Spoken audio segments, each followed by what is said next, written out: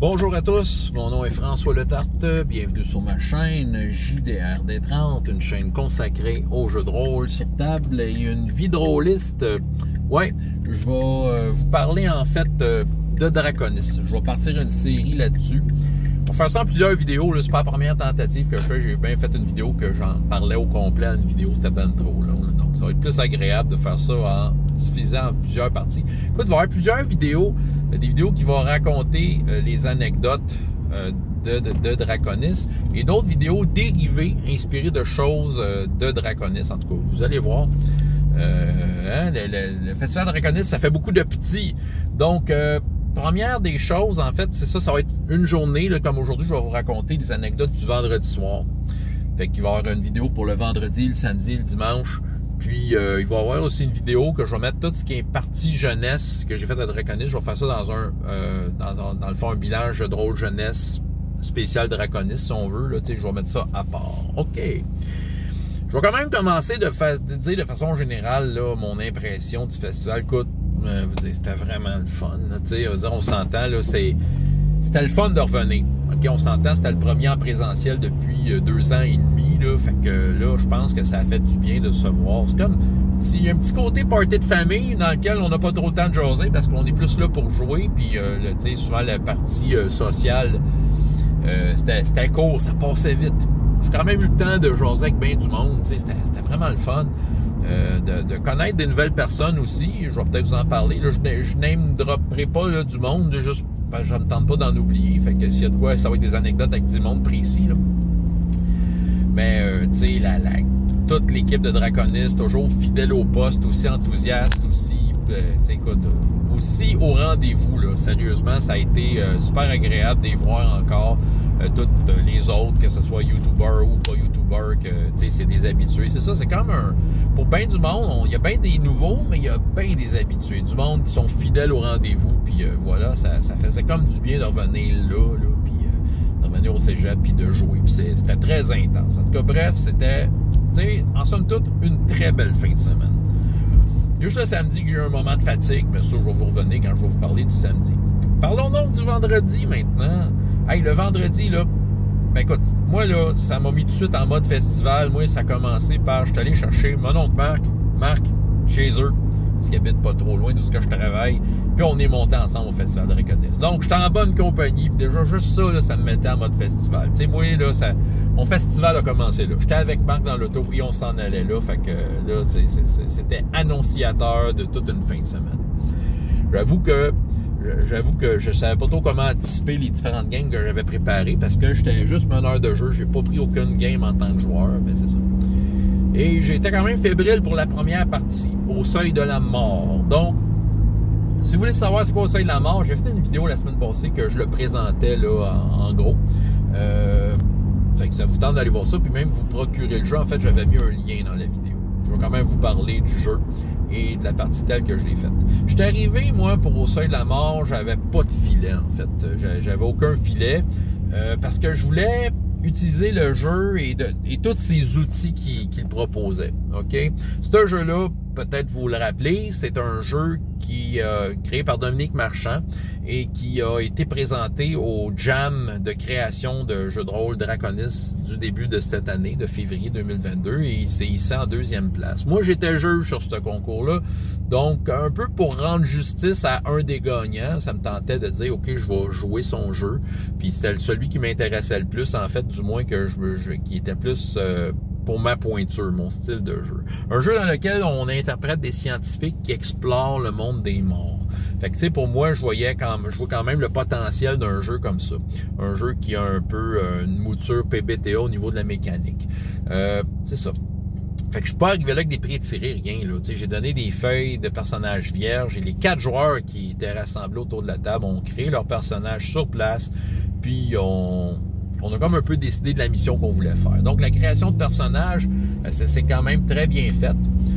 C'est assez facile de faire un personnage là-dedans. Tu as des caractéristiques à distribuer. C'est pas des caractéristiques habituelles. C'est des affaires style empathie, conviction. C'est des affaires qui fit dans un monde, dans un jeu où tu vas explorer la mort.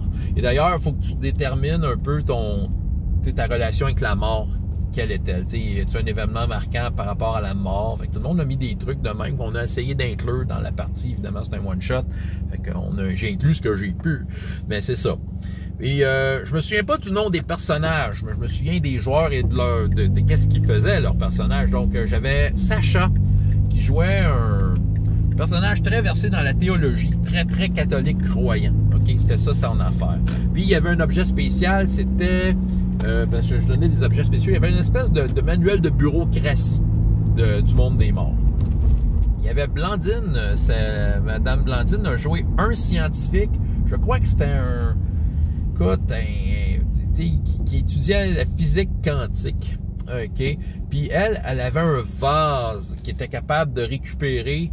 je pense que c'était capable de récupérer quoi? Je pense que c'était pour calmer les âmes en peine. OK? C'est ça qu'elle avait. J'avais Antoine, qui lui a joué un neuroscientifique et il y avait une espèce de cape pour passer inaperçu. Voilà. Et finalement, Estelle, qui jouait, je crois, elle aussi, elle jouait un genre de physicienne quantique, mais avec un petit profil peut-être plus aventurier. Elle m'a dit que c'est un personnage inspiré d'une partie de l'appel de Cthulhu qu'elle a faite. Puis son objet, c'était un crâne qui parlait tout le temps, mais qui pouvait servir comme dans des négociations, c'est ça.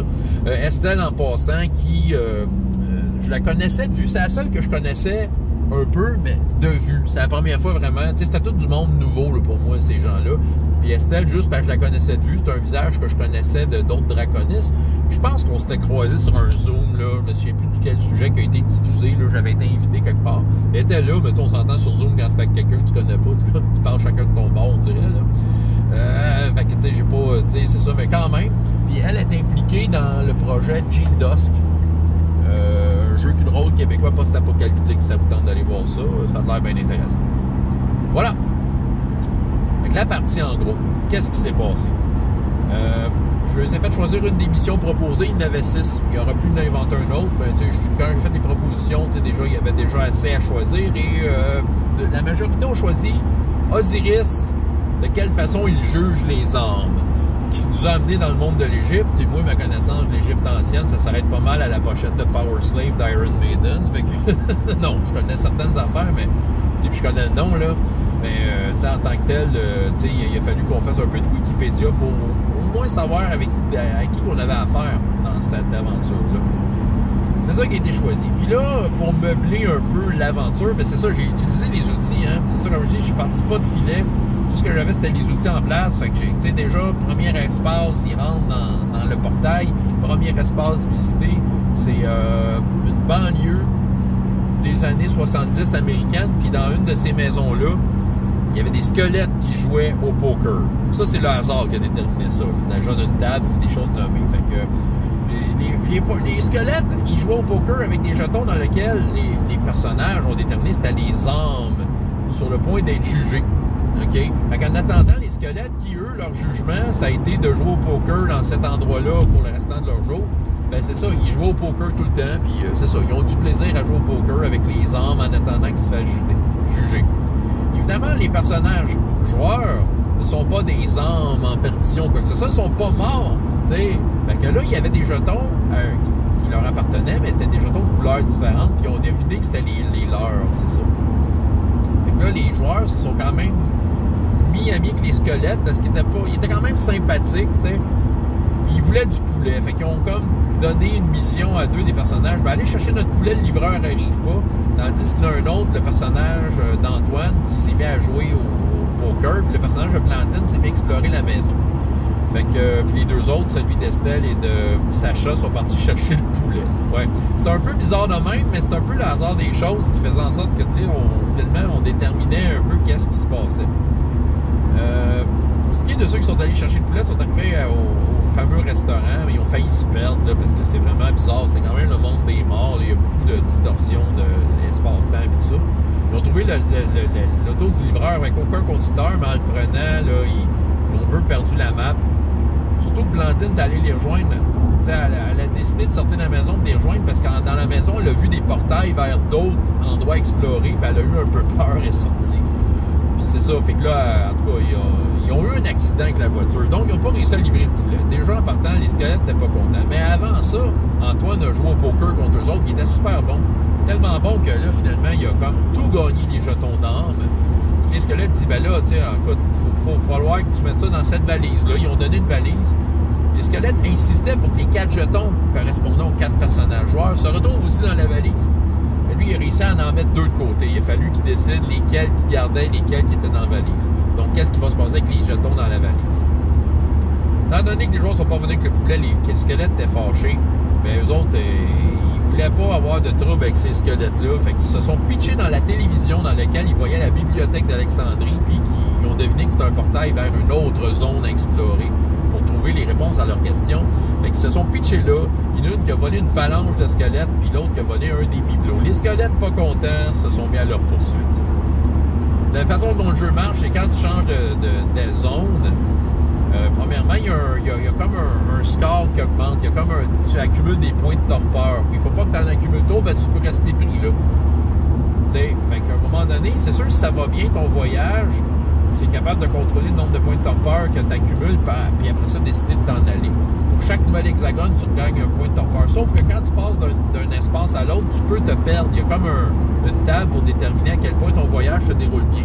Et si tu te perds, ben, tu te retrouves dans une nouvelle zone que tu n'as probablement pas explorée, surtout quand c'est ta première game. Et à ce moment-là, tu vas augmenter ta torpeur, et c'est ça qui est arrivé. Ils se sont retrouvés dans l'espace, dans une espèce de structure en briques, dans lequel ils avaient une vue très claire sur la Terre. Et dans cet endroit-là, avait nul autre qu'Aristote et un disciple en train de se poser des questions philosophiques et dont ils ne trouvaient pas les réponses. Les personnages se sont vite aperçus en leur parlant que, justement, c'est ça, ils ne trouveraient jamais la réponse. Et c'était un peu leur pseudo-sentence pour d'Osiris. Pourquoi? On ne sait pas trop. Ils n'ont pas eu le temps d'avoir la réponse parce que les squelettes se sont retrouvés là aussi pour essayer des poignées. Les autres, ils ont voulu se sauver en regardant une constellation, Blandine, avec son personnage. Moi, je pense que c'est une astrophysicienne, finalement. En tout cas, à trouver comme un endroit où ils pouvaient aller voir la bibliothèque d'Alexandrie. Okay? Fait qu'ils ont pu se sauver de là. Ils se sont retrouvés finalement à la bibliothèque d'Alexandrie. Le libraire, il faisait peur. Il avait des yeux noirs. On dirait qu'il y avait l'univers dans ses yeux. Ils ont pas osé l'affronter, ne sachant pas ce qui allait arriver. Ils devinaient bien que ça avait peut-être un lien avec leur âme, qui n'ont pas d'affaires là parce que les autres sont pas morts. Fait qu'ils faisaient tout pour l'éviter. Ils ont réussi à ramasser quelques parchemins, de la bibliothèque d'Alexandrie. Le personnage de Sacha, évidemment, des parchemins. Il y avait des extraits de l'Ancien Testament, des originaux. Il y avait ça avec lui qui expliquait un peu, justement, qu'est-ce qui se passait dans le jugement dernier. Il y a eu, je pense, Estelle qui a réussi à ramasser des parchemins concernant Osiris et un peu que sa façon de faire. Tandis qu'Antoine, il s'est comme sauvé du libraire et a sauté dans un portail et a découvert la salle du trône d'Osiris par hasard. Et en arrivant là, il a décidé de se cacher avant de faire la rencontre d'une princesse égyptienne dans son sarcophage, bien, qui n'a pas de l'air momifiée, elle avait de l'air vivante, mais elle était sur le point de se faire juger, mais en attendant, elle avait de l'air normal, c'est ça. Fait qu'il y a eu une petite conversation avec, mais elle est retournée dans son sarcophage parce qu'elle attendait impatiemment de se faire juger. Il y avait comme un nuage avec des âmes, mais Osiris n'était pas là, il y avait son trône, fait Antoine s'est caché. Les autres ont décidé de suivre Antoine. Ben, avant, les squelettes sont arrivés à la salle du trône d'Osiris pour se plaindre auprès d'Osiris qui venait d'arriver à ce moment-là puis commençait à juger des âmes. Fait que là, il y a eu les squelettes disent là, on suit des gens qui n'ont pas d'affaires là, les autres sont pas morts, en plus ils nous ont pas livré leur poulet. Là, Osiris s'en sacrait-tu du poulet, mais c'est quand même il était quand même un peu concerné, mais c'est qui eux, c'est ça. Mais à ce moment-là, Blandine s'est cachée avec Antoine à le retrouver, tandis que Estelle et Sacha sont venus auprès d'Osiris pour lui poser des questions. Comment tu fais ça? Mais Osiris, il était pas bien content de se faire déranger. Fait que là, mais par la bande, par en arrière, pour peut-être juste empêcher Osiris de faire de quoi de mauvais sur Estelle et Sacha, Antoine et Blandine ont décidé de faire une diversion. Fait que ce qui a semi-marché parce qu'Antoine, les squelettes sont venus pour le voir, dire « Ah, il est là! » Puis là, les squelettes voulaient comme juste le tabasser. Puis il a échappé la valise avec les jetons et tous les jetons sont tombés. Fait que là, les squelettes étaient bien embarrassés de ça. C'est une drôle de situation, mais en même temps, ça a tombé à leur avantage parce qu'Antoine a pu récupérer les 2 jetons qui étaient dans la valise. Donc, il ne s'est rien passé avec les jetons en tant que tel. Fait que pendant que les squelettes étaient occupés pour ça, Estelle et Sacha, en échange d'Osiris qui les aide, il dit, ben garde, je vais accélérer le jugement de 2 âmes qui vous tiennent à cœur. Fait que dans les 2 cas, il y avait un ami, Estelle avait un ami, un ancien ami d'aventure qui était sur le point de se faire juger. Puis Sacha, c'est sa mère qui s'était suicidée. Fait que c'est ça, c'était ça le rapport avec sa mort.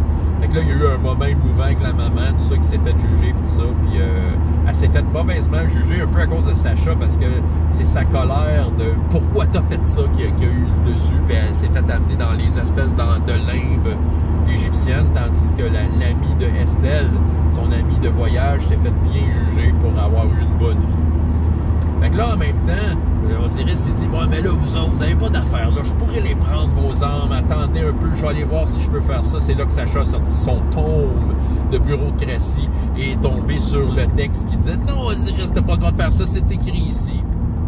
Fait qu'Osiris a été obligé de leur donner quand même la réponse à leurs questions. Il doutait bien que pour se débarrasser d'eux autres, ben, il fallait qu'il leur donne une réponse.